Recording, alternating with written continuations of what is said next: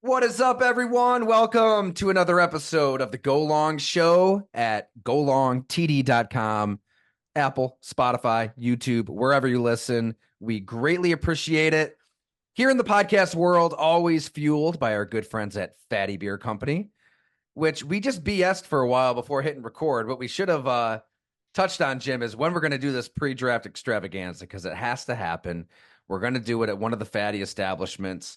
Thinking possibly the weekend before the draft. Find a day that can maybe work for everybody to come on out, drink a beer with us, talk Bills, Packers, hell, Giants, anything, any team. We cover the game through a long form lens. Always try to take you behind that curtain. And Jim, well, first of all, how are you on this glorious Western New York day? You're looking spry. You look like you just had a nice tan yourself. I was the one on vacation, and I'm as pale as can be here. But what's new in your world? Tyler, what's happening? You inspired me. You inspired me this week. We had this, we don't like to talk weather, but you inspired me with your trip to the South. And today we are fortunate in Buffalo to have a day. So, yes, I was able to get outside, put me in a little Southern mood. We have South Carolina women's hoops coming on, national championship. So I'm kind of Dawn Staley fan. So definitely want to check that out. It's going to be interesting. Yeah, I'm looking forward to that as well. That actually starts here in 10 minutes as we record here on a Sunday. But yes, was down Holden Beach, North Carolina. Very family friendly spot. Anybody out there who has little kids can't recommend it enough. It was a fantastic getaway. Of course, the trade of the spring goes down when we're in North Carolina. So I tried to hit pause on the fun and write about that. But yeah, I'm looking forward to hearing what people say to this though. Like, when you have small kids, how do you travel? Because what we've been doing is driving through the night, right? Just kids are asleep most of the drive, pound the coffee. I got the Sheets card and was just loading up Excel every 2-3 hours to the point where you're just wired and you're ready to collapse the next day, but you've got to just power through. But yeah, going down, Jim, I think it was like 17 hours of total travel time with delays and kid stops and getting tied. We never get tied around. We got tied around and ended up on 95, which we didn't want to do, through a rainstorm. Semis to the left, semis to the right, in the front, in the back. That was a white knuckling 10-2 cross country. No, I guess not cross country. You're going south. But then on the way back, we did it the right way. You go across North Carolina and then straight up through the Virginia, through the entire state of West Virginia, Pittsburgh to Buffalo to the 90, all that good stuff. That's the route we like to take. You kind of avoid 95. But I'm rambling on and on because I had to tell you about this, Jim. I think our tax dollars need to be spent in a much smarter way than this. All right. So I think it was the state of Virginia. I can't remember, but all of a sudden we're seeing these signs. It's like midnight, 1 a.m., kids asleep, wife's asleep in the passenger seat, getting all the signs that say, don't text and drive. Good. Right. I'm cool with tax dollars going toward that. And then the next line was autocorrect yourself. So trying to get a little clever, I suppose, like autocorrect yourself, be hip. I don't know. I'm looking at these. There's probably 4 or 5 of them, and then all of a sudden, there's a construction zone coming up. Nobody working at the construction site in the middle of the night here, but you get the warnings, and the warnings lasted for a mile, mile and a half, 2 miles, and I get over to the left lane. They're directing traffic to the left lane, but then we've got a loafer in the right lane, completely oblivious, clearly texting, clearly distracted, no clue that we've got to get over to that left lane. And I'm chilling in the left lane behind this person. Plenty of space. It's dark, but I'm still trying to wave her in. And wouldn't you know, Jim, I didn't pass because, the second you pass, that's when you're going to run into this jam situation with the construction. Yet she waited to the absolute last second. There it was. So I had to lay on the horn, near accident in the middle of the night. So my point being, we don't need hip little slogans like autocorrect yourself. We need don't text and drive. You're going to effing kill somebody. Something punchy, something that hits people between the eyes. We're paying for it, right? It's our money going towards signs like these. So let's quit being cute. Let's quit being soft and trying to be like, no, don't text while you're driving. You're going to effing kill somebody because it's a different ball game when you got kids in the back seat. Man, was I pissed. I was like, you know what? I hope we get off on the same rest stop. The road rage kicks in. But yeah, not good. Not good. I don't know. Am I being too harsh? I think we need to get a little harsher with our public service announcement signs on the highway. So let's talk about your traffic pattern because I'm experienced Buffalo to Charleston, South Carolina. I've made it more times than you would believe. So you did go the correct way coming home for sure. Yes. Yes. You got to loop The around. mountains, it's a little, definitely not easy with the mountains, but okay. It keeps you alert. I'll say that. I No, kind no, of you're like the right. West No, Virginia it's drive. hard to just Yeah. it is. It's hard to just let go. And then the other thing you're talking about, you could have stopped that story basically with toddlers in the car. There was nothing going to be easy no matter what. So of course you're going to get a messed up driver, but even if you didn't, the trip wasn't going to be easy. Yeah. But it doesn't help, to your point, if you feel like you're putting your family in danger. Now that's where you got it. I get it. I love the all night drive myself, Jim. No, I'm with It's you on that. peace, I it's think that quiet. was, You're alone with I your like that. thoughts. Yep. Yeah. I like Catch that. up on a pod or two. Now on the way down, it was all rain and all insane traffic because we're on the Yeah, I remember 95 getting you tied had, around. we literally have had that. I know we're doing too much weather, but it has been raining, I feel like, for about a week and a half straight. Let's get to the absolute bombshell that dropped in between. Um, we've talked about it. We had the happy hour, I believe, ahead of the de facto AFC East championship game.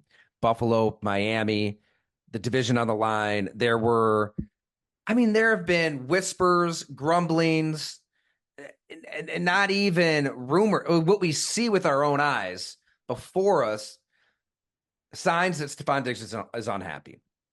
I wrote it in the 3-part series back in December that him and Sean McDermott are not aligned, do not see eye to eye.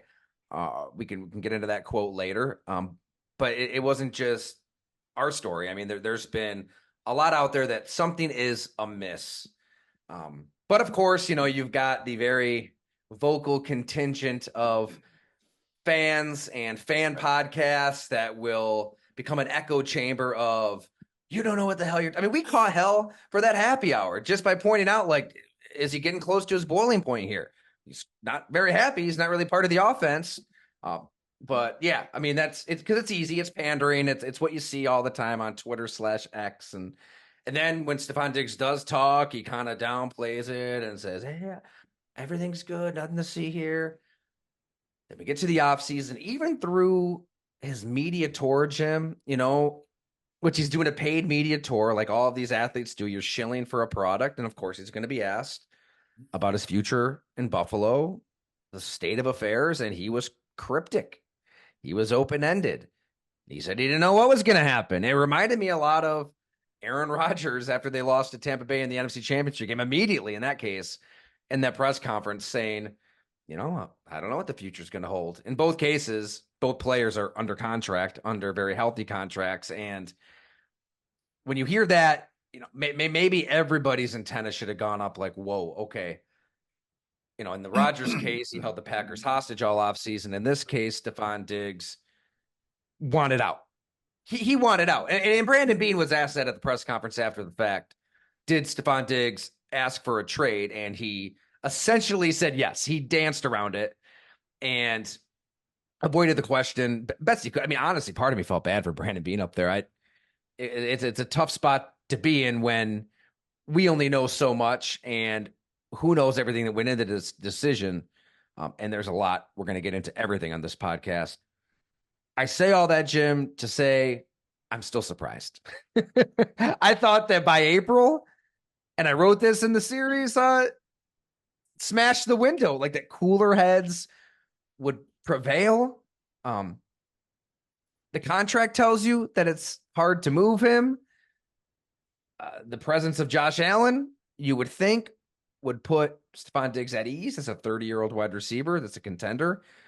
Oh, by the way, he signed a massive 4-year extension just 2 years ago.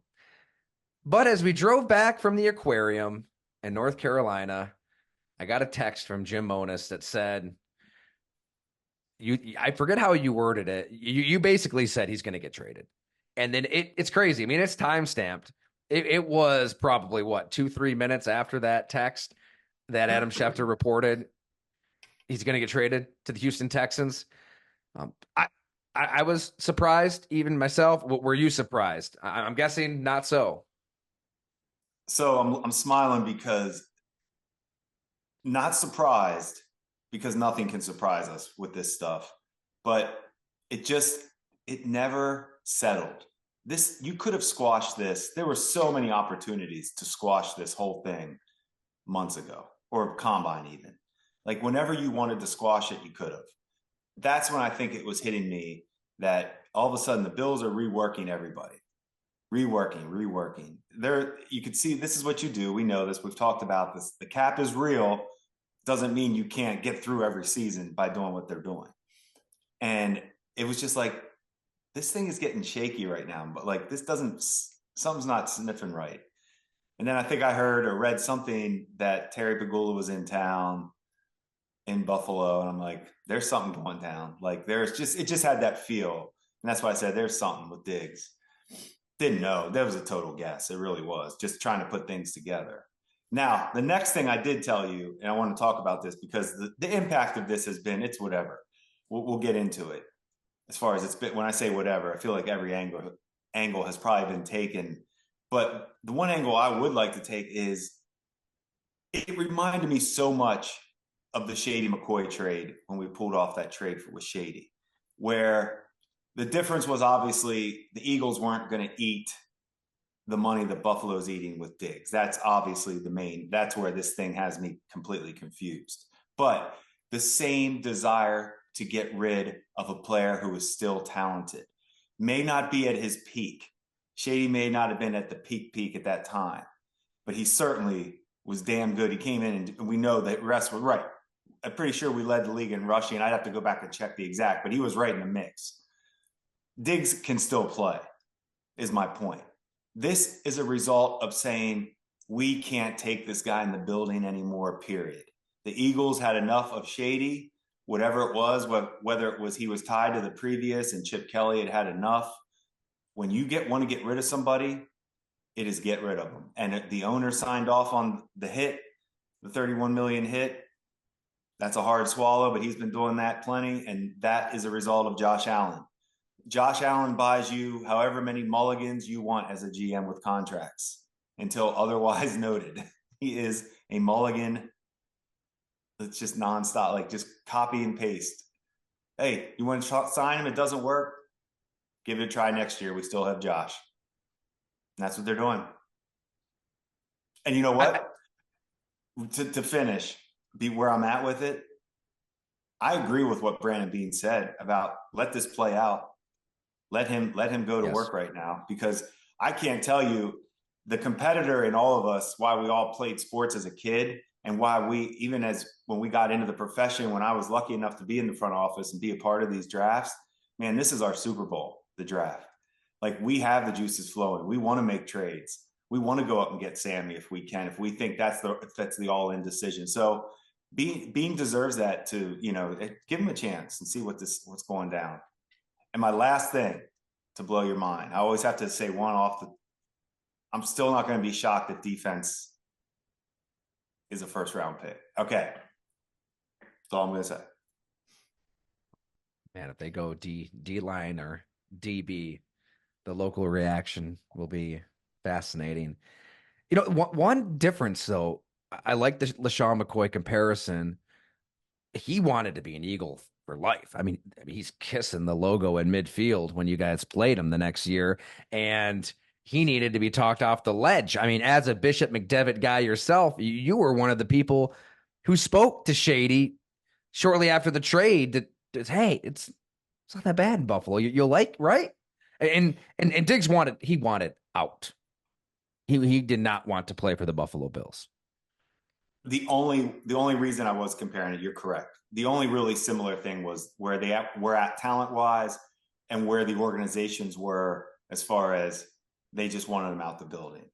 You're correct. Shady was not. It was tough. Like even at the Buffalo, I think it was. Oh yeah, it was at the Chop House when he came up with his brother, and we had the when he finally. It was like a week. It felt like it was about a week after the trade. When he actually got up to Buffalo and we met, and it was everybody was happy, but you could tell it was hurt. I mean, he was definitely hurt by it. That was an ego, and just he was hurt. So that took time for him. But then, hey, contracts take care of themselves. Shady was pretty happy with the way Buffalo and the Pagulas treated him financially. So at the end of the day, that's what Diggs is. Everybody's going to be happy. Diggs will be happy. Bills will be happy. But the talent level, he's still there. Like Mm-hmm. Diggs is going to produce. Diggs will produce. I This agree. had I mean that's been a source of debate. Obviously, I think it's really easy to just sit here and say this is a 30-year-old washed up receiver that can't produce anymore. Look at what he did when the Bills are going on a 6-game winning streak. Well, I mean, let's look at what he did before the offense kind of changed its philosophy, before this became a power rushing attack. He was on pace for the best season of his career through 9 games. if, He would have get the broken his whole own record here in Buffalo for the most receiving yards as of it. He can play. exactly. He can play. Get everybody needs to get this. He's not a number one out of your head, or because there is no like that is totally up for debate. Who's a number one? Who's not? Is he Justin Jefferson talent wise right now? No. I mean, are there many? There aren't many that are. So, point is, whatever you want to say, number one or not, you can win Super Bowls with Diggs as your starting receiver. But Tyler, there's a common theme with Diggs, and we've done a lot with this story because it goes back to where he was drafted in Maryland. We've talked about it. He could not. Nobody would sign off on him in the locker room at the University of Maryland. It's why he was drafted where he was drafted. When he left Minnesota, you see the famous interview of every player asked, what is one player you would not let babysit your kid or date your daughter? One of those just generic questions that's fun, but everybody had the same answer. Diggs. Who was happy to get rid of him out the door? Minnesota. It's just the common, as a scout, it just doesn't change. And what do we always talk about? Production equals tolerance. So he still gets paid. He still gets an opportunity to go compete for a Super Bowl because he deserves that. He works hard. He's tough. And he makes plays. I don't have issues with his talent. Right. I can't sit here and go hard one direction or the other. I'm not going to say he needed his ass kicked out of town. He's a malcontent. What a disease in this locker room. They're gonna be better without. Like, and I can't sit here and say, "Oh, Diggs was right. How could the Bills do this? Trade away?"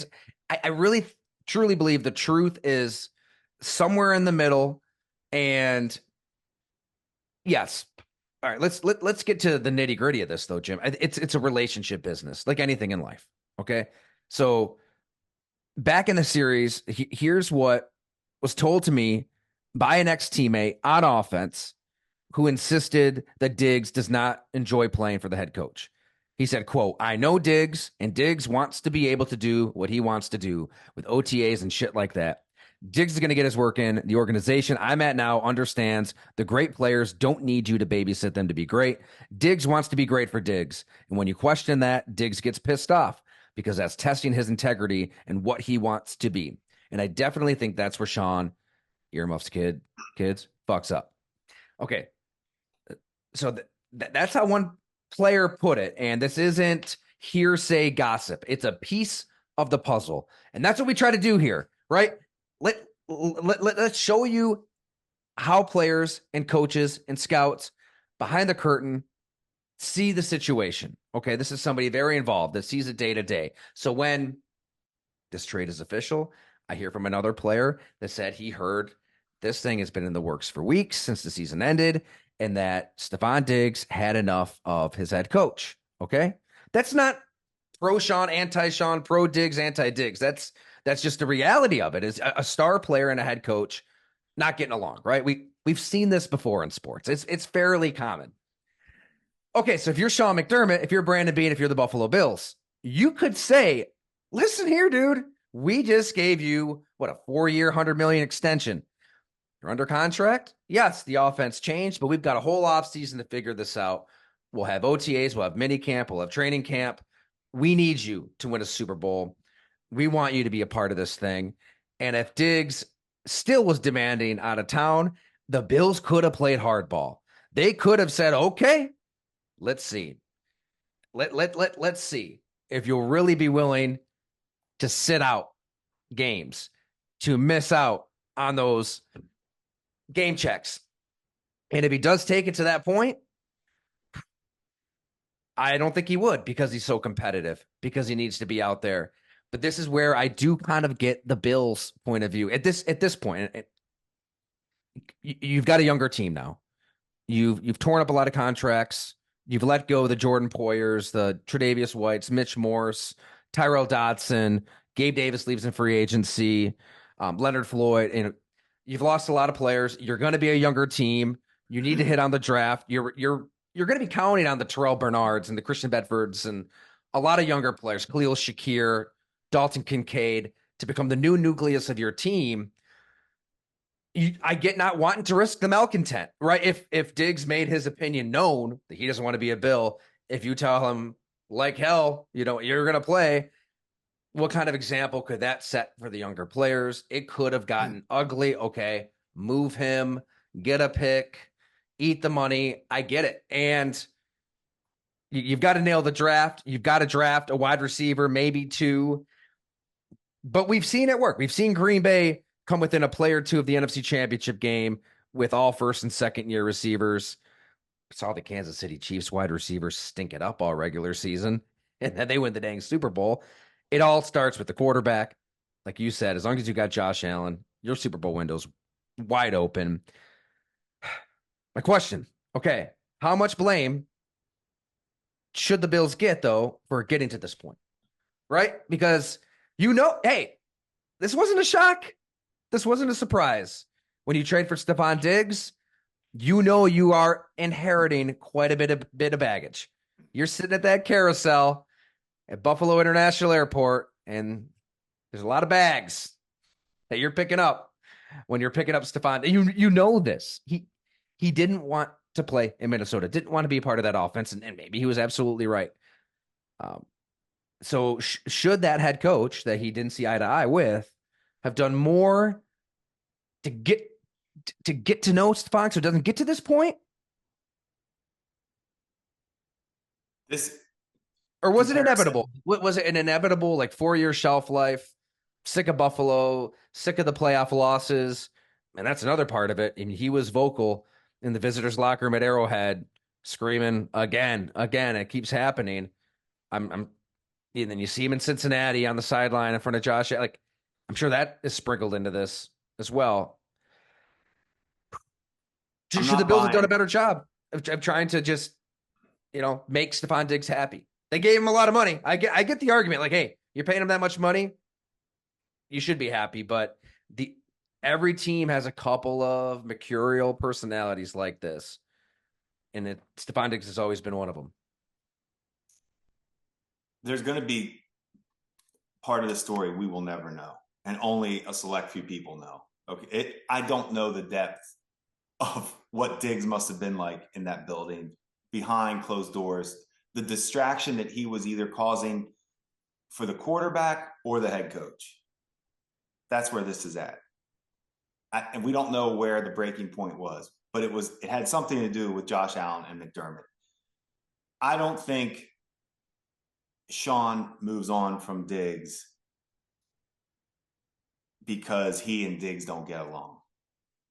Right. If Diggs is professional and doing things the right way, Sean's going to production equals tolerance. He's going to tolerate that. This was getting to the quarter. Something was getting to the quarterback, is my opinion, between Diggs and Allen. Hmm. I don't. I think it's more Diggs Allen than Diggs McDermott. Now that's interesting because it I wasn't just don't Diggs' think. Cousins in Minnesota. A lot of people thought Kirk Cousins was a source of unhappiness. I really don't think it was. I think it was all Mike Zimmer.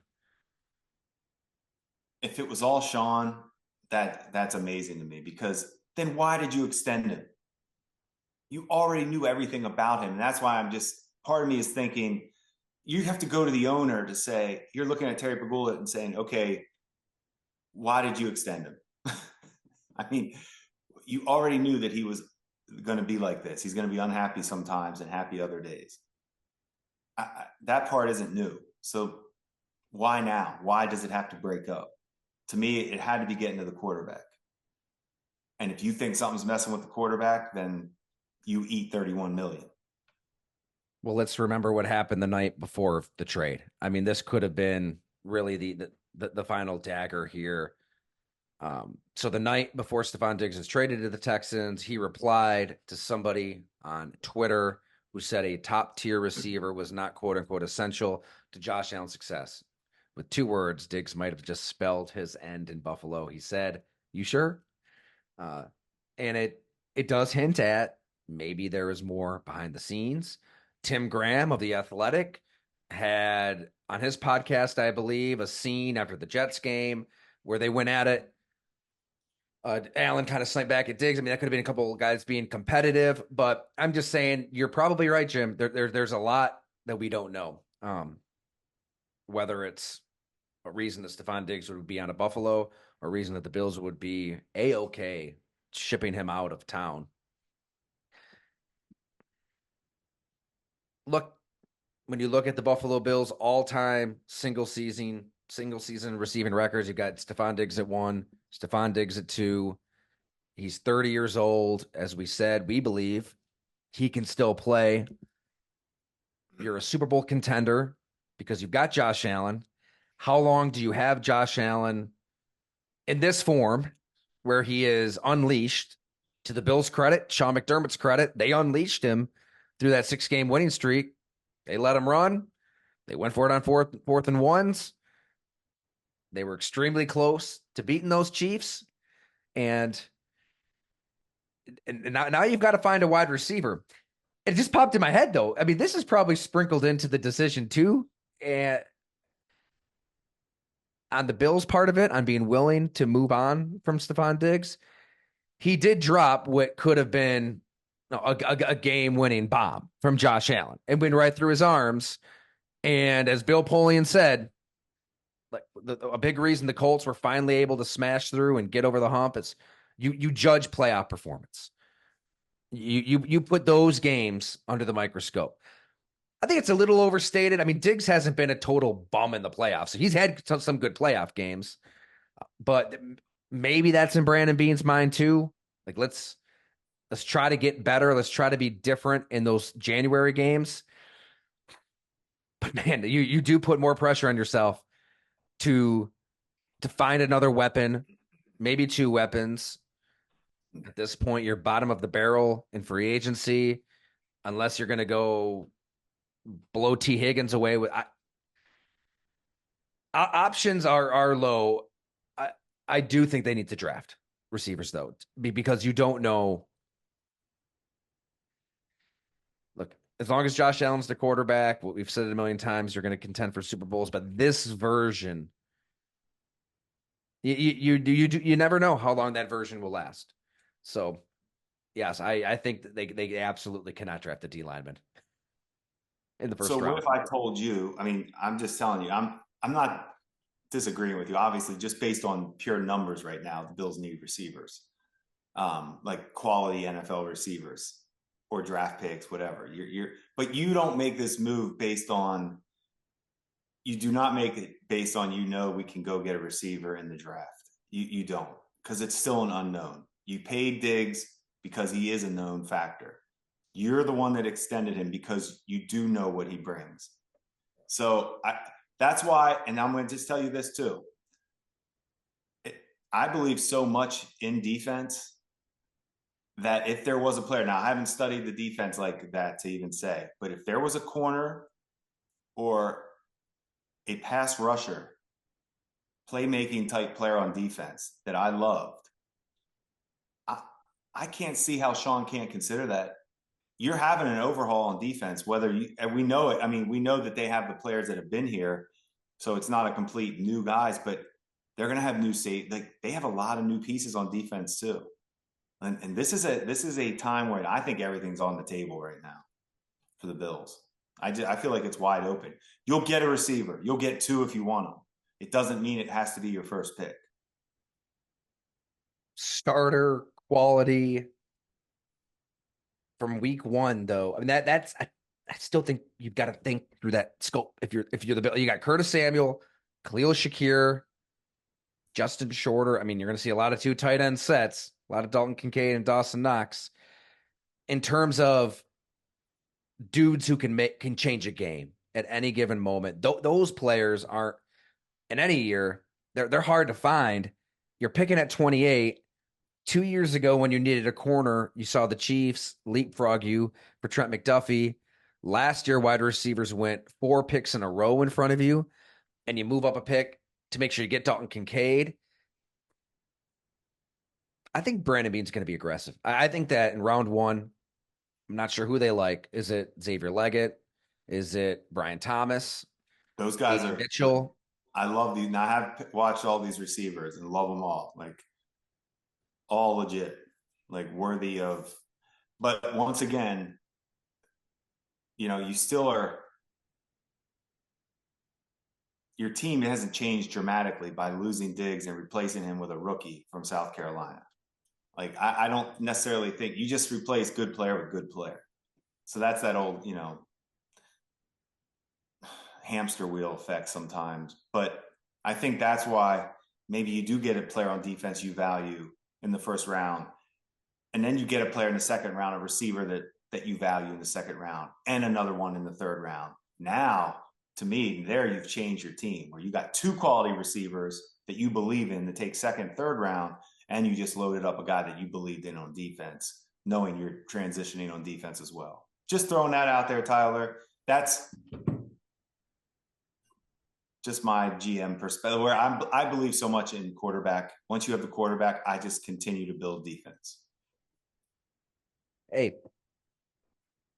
Green Bay goes Christian Watson 34, Romeo Dobbs 132, Samori Torre 258 There in you go. 2022, and then they go tight end Luke Musgrave at 42, wide receiver Jaden Reed at 50, tight end Tucker Kraft at 78, wide receiver Dontavian Wicks at 159, and then Grant Dubose at 256. I mean, you can do that too. Like say there is a defensive player in round one that will be able to start right away in your rebuild defense. Triple up, right? You can still draft three more, maybe two of them hit. It's the kind of stuff that, in hindsight, they probably wish they've been doing a little bit more since they've drafted Josh Allen, because to get a receiver on that cost controlled contract when receivers are able to play right away now more than ever. I just think this group, everything the scouts tell us is it's a special group. I mean, you're seeing it, you're studying these guys.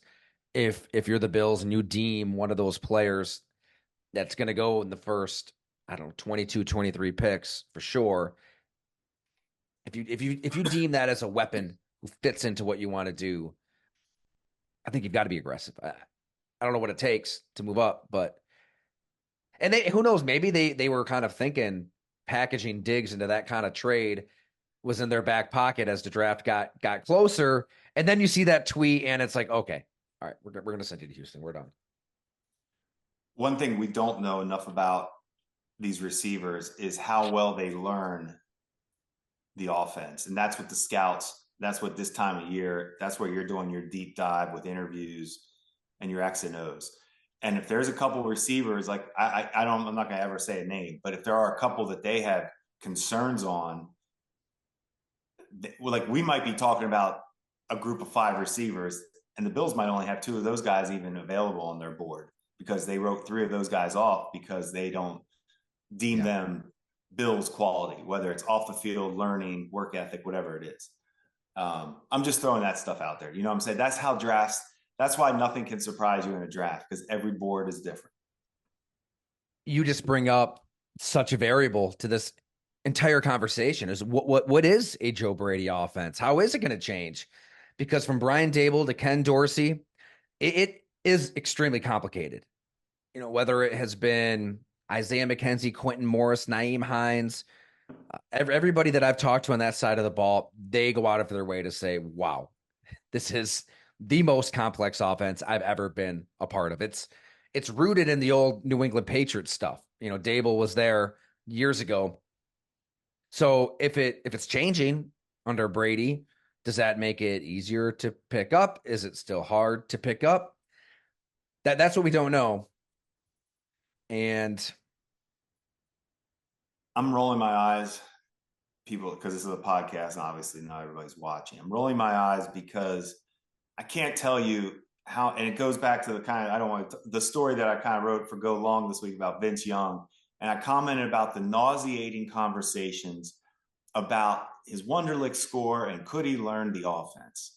yeah, And I can't tell you how much I am tired of that and how many meetings I've been a part of where it just gets yes, I get it. Sometimes you have to quarterback for sure, but come on. So anyway, point being is it's amazing this time of year how you can talk yourself out of a guy who has another team sees it just fine.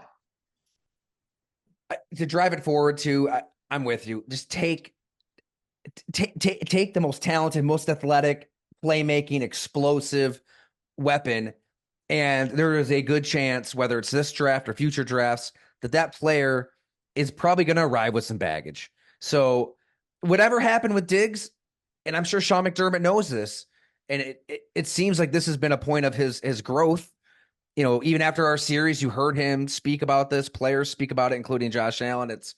It's developing authentic relationships with your player. You can't do it 1 through 53. That's why I loved Herm Edwards' quote on just like 3 or 4 guys.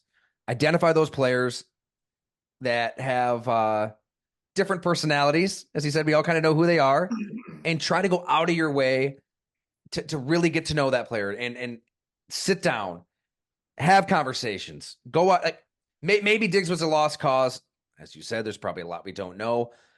That's going to be important because you have to take chances in the draft. You can't just draft all choir boys and guys that are all going to just get right in line and do what they're told.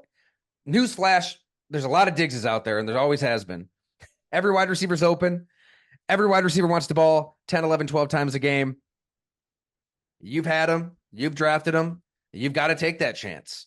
And they're going to take that chance again. So maybe that's the lesson learned here from the whole Diggs situation.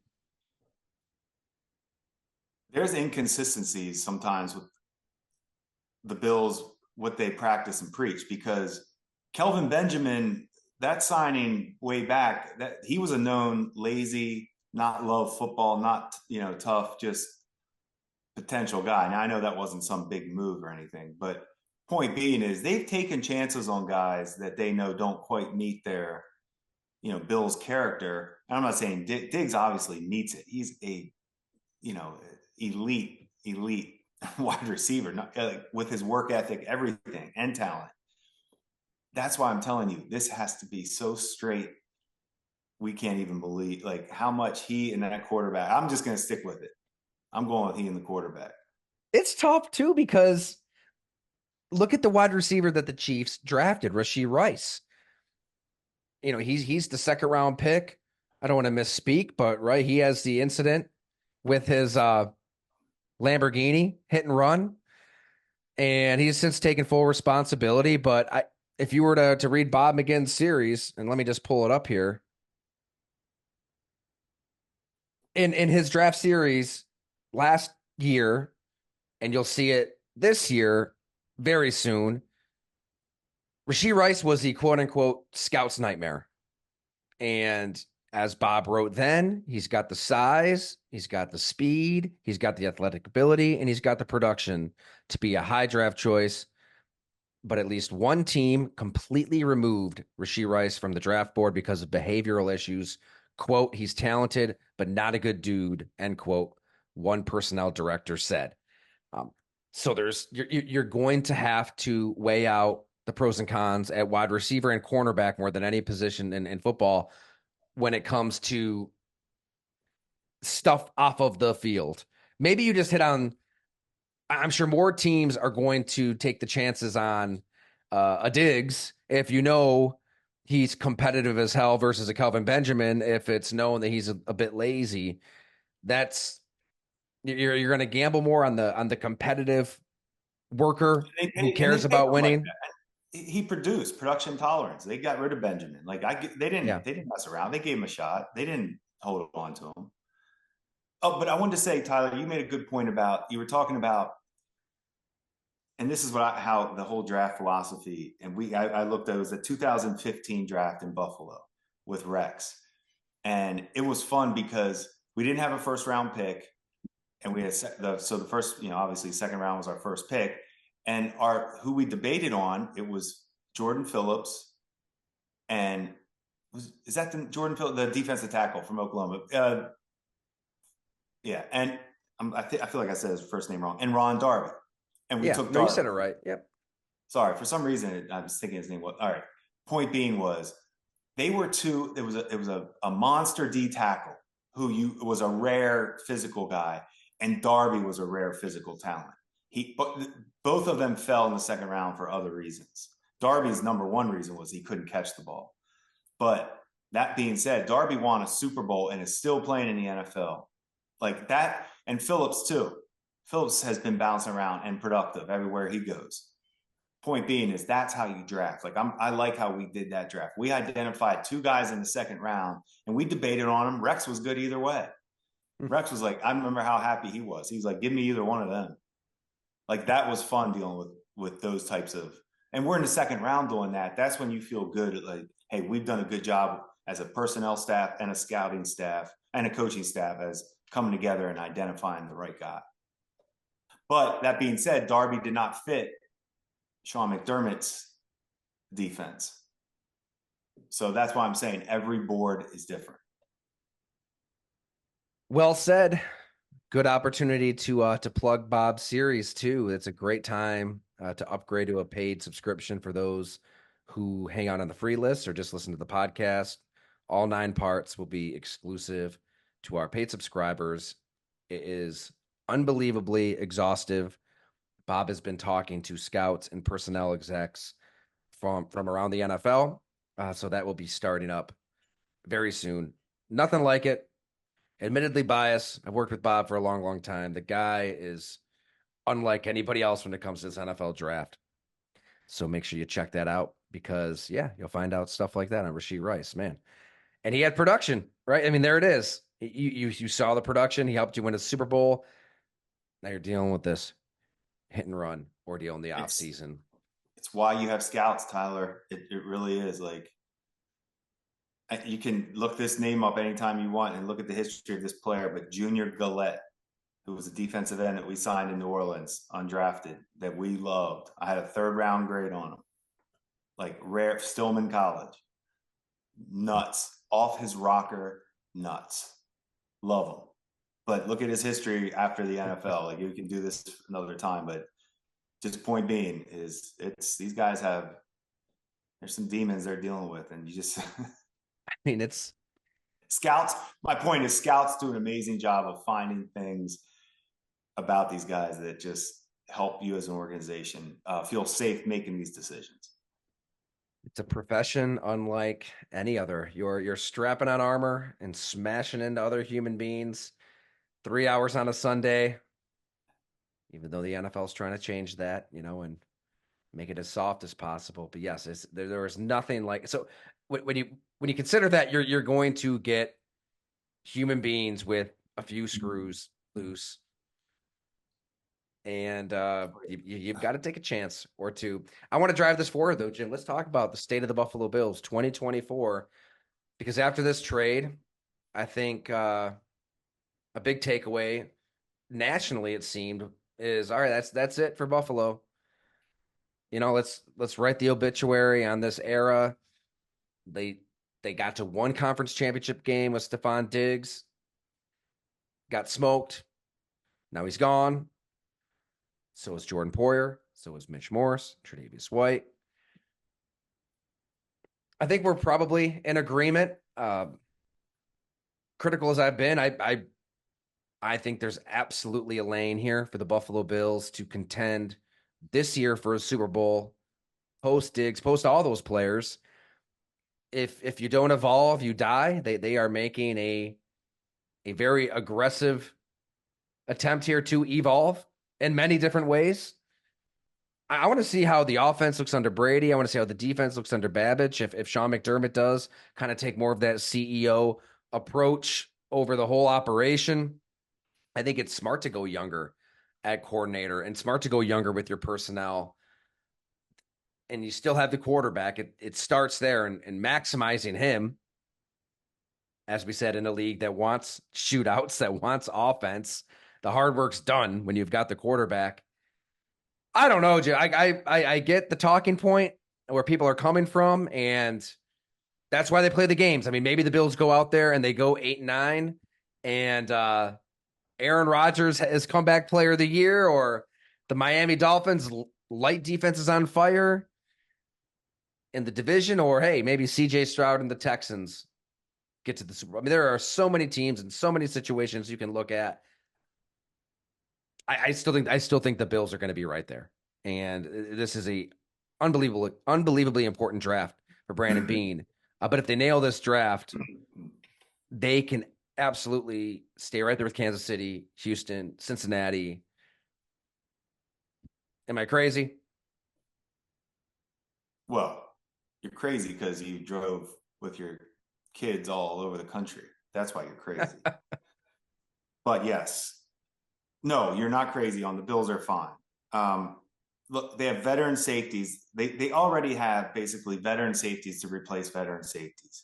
They do it. That is a comfort level that for coaches that is just like for Sean as the defensive head coach to have his safeties be veterans and not rookies right now. That you can sleep at night a little bit better. I still think looking at their corners, Rasul Douglas and Benford. I mean, we know what they are. I still think a young corner is in the play for them. But I love Teron Johnson. He's outstanding nickel corner. But defensive line, linebackers, you got your star coming off an injury, Milano, who's not that big to begin with. Bernard's not that big. They like their linebackers small, but do they have, why isn't that not in play? Linebackers, defensive end, that's a pass rusher. I just think everything's in play for the Bills. To your point, the Jets are officially, you want to be the best in your division. That's number one. The Bills obviously have been. The division's been down the last couple seasons. We know that. We've laughed about it almost. Not anymore. You have top tier offense in your division in Miami. The Jets are going to be real. Let's face it. This team is going to be good if he's healthy. As much as it's killing you. I don't want to say his name right now. Oh, we've always been a pro Rodgers podcast. But they're going to be legit. That team, that roster it has star power. Now, I don't know if Hackett can be the equalizer and bring the Jets but McDermott, I feel like Sean will always outcoach Hackett on those games. But point being is your division is real. Like you're going to be battling. All right. Well, here. Yeah. So anyway, Tyler, the AFC is loaded. It's loaded. Like we've talked about every single time. So nothing's changed.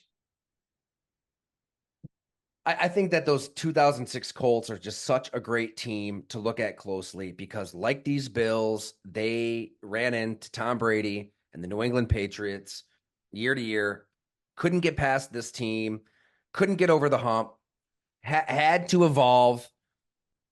I get it. The comp isn't perfect, but it is really similar. I mean, even that Colts team, they had their own 13 seconds kind of loss to the Pittsburgh Steelers, where I believe it was Gary Brackett forces a fumble at the goal line and Jerome Bettis, and off to the races the Colts go. And Ben Roethlisberger finds a way to tackle Nick Harper, backpedaling, stumbling and bumbling, and then Mike Vanderjagt misses the kick. I mean, when you look at those 06 Colts, their defense was the worst against the run that year. They get absolutely embarrassed by the Jacksonville Jaguars late in the season. I mean, this is on the heels of being the worst run defense in the NFL, on the heels of Tony Dungy Tony Dungy, right? Not exactly Rex Ryan, calling your defense soft in the press. And then on the heels of that week of practice, I looked up like they were working on tackling fundamentals. This is December of 2006. So late in the season. So Go over the back and watch top. that game on YouTube. It is about as bad as it gets. You give up 375 rushing yards, 4 touchdowns to Fred Taylor, Maurice Jones-Drew. Who was the other one? Something Pierman, Yeah, Alvin Pierman. Like, that's not missing tackles. That's just whipping. Like you get whipped.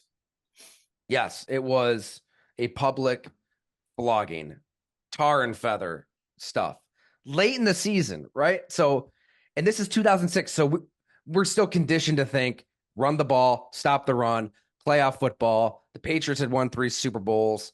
Of course, the Colts are going to run into them again, run in this, and they're going to lose. What happens though? All of a sudden, I mean, they get Bob Sanders back. That helped. And they face Larry Johnson, who had more rushing yards than anybody in the NFL.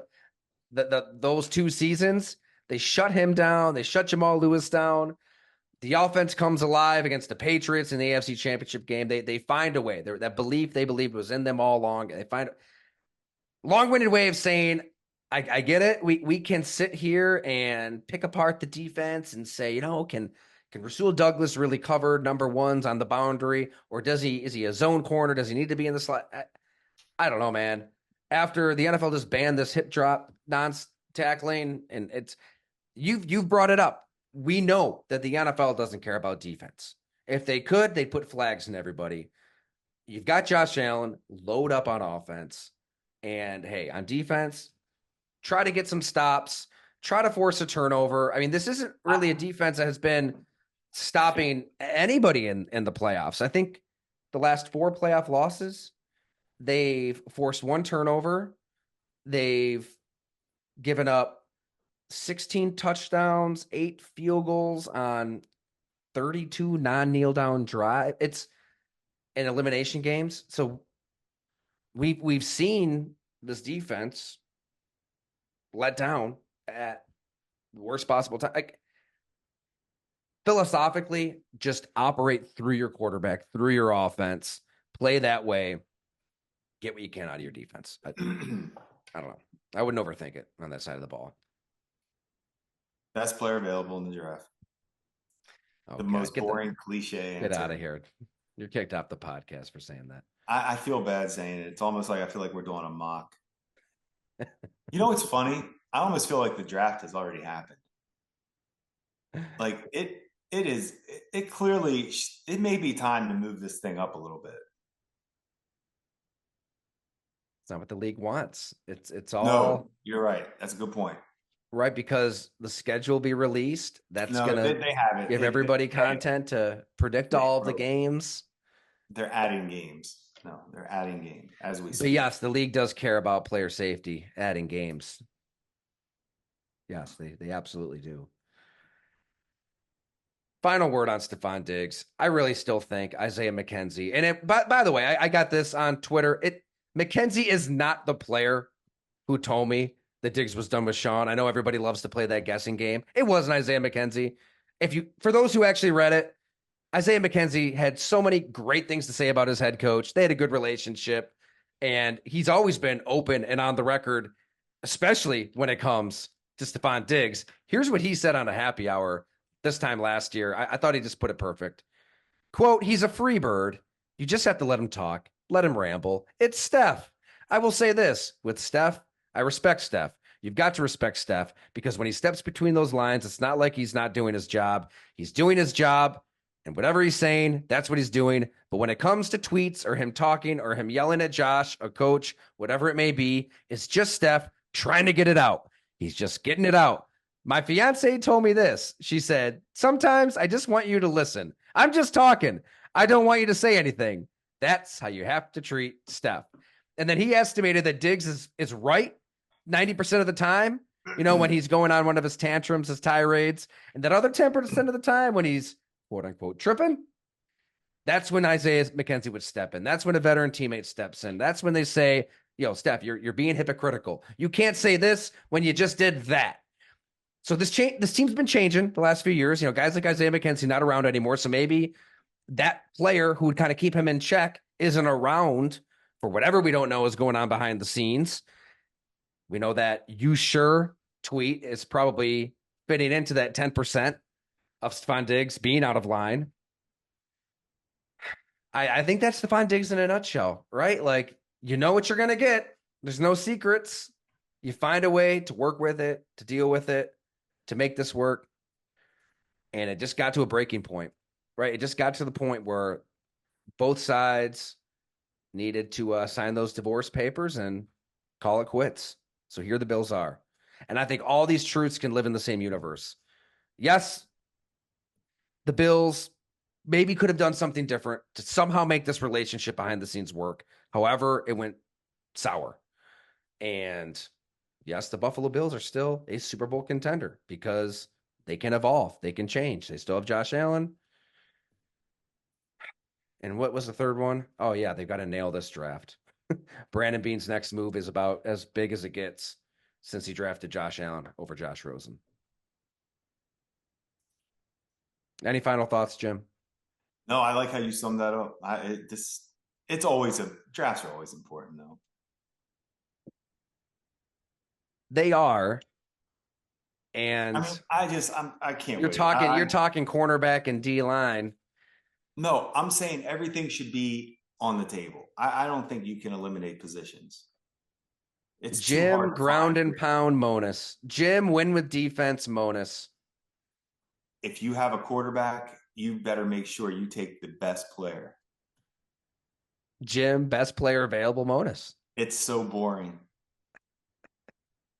I hate that I am that cliche, but I am with that. I think it aligns. So I think the best player can be a wide receiver, especially if you do everything you can to move up to acquire that wide receiver. Okay. Hey, here's the final question though. So they have the second round pick, the extra second round pick next year out of this trade. Well, it looks like I just lost you. You still there, Jim? I am. You froze on me Okay. too. So Okay. hey, that's our So cue. how does the trade chart work? Like if they were going to use that Diggs pick, that second rounder in 2025, would that how far up the draft board would that get you in the first round? Oh, It's a future pick. yeah. No, it's. It doesn't. I forget. You know, Tyler, I would love to see how that chart has changed. I'm going on that. I bet it has changed a little bit. Yeah. I'm sure it has. It stayed pretty true for a long time, but I feel like I will say I've been out of it too long to comment on that chart. It had to have changed a little bit. But point being, I don't think it's like no. It doesn't off the top of my head. That doesn't sound like that should move it like that.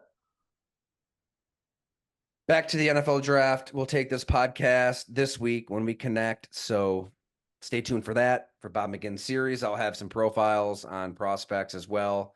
A lot cooking here at Go Long. So thank you, everybody, for listening, for watching. We greatly appreciate you.